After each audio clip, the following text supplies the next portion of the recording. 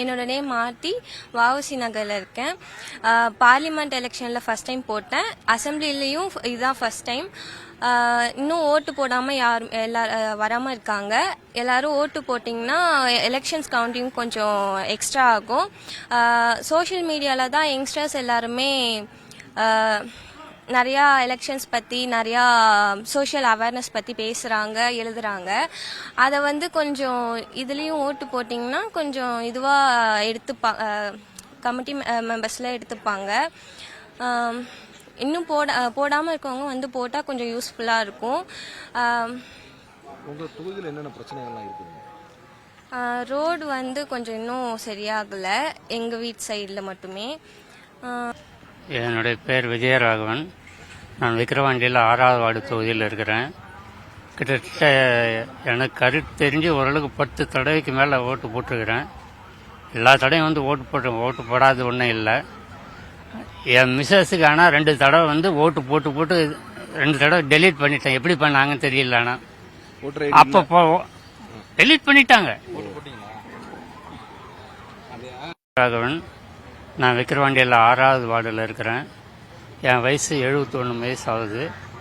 நான் கிட்டத்தட்ட ஓரளவு தோராயமாக 10 தடவைக்கு மேலே ஓட்டு போட்டிருக்கிறேன்.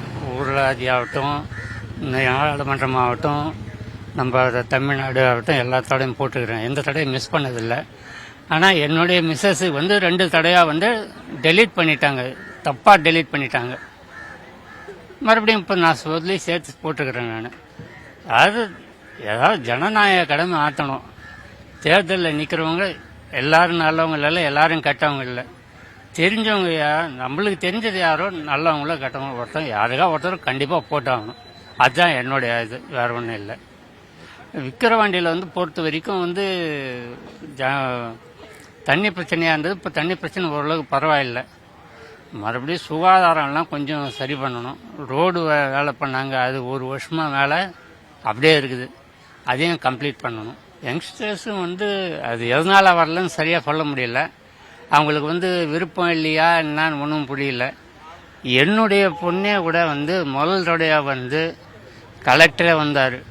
அப்போல்லாம் அந்த ஃபார்மே கொடுக்கல, நோட்டோ அப்போல்லாம் கிடையாது.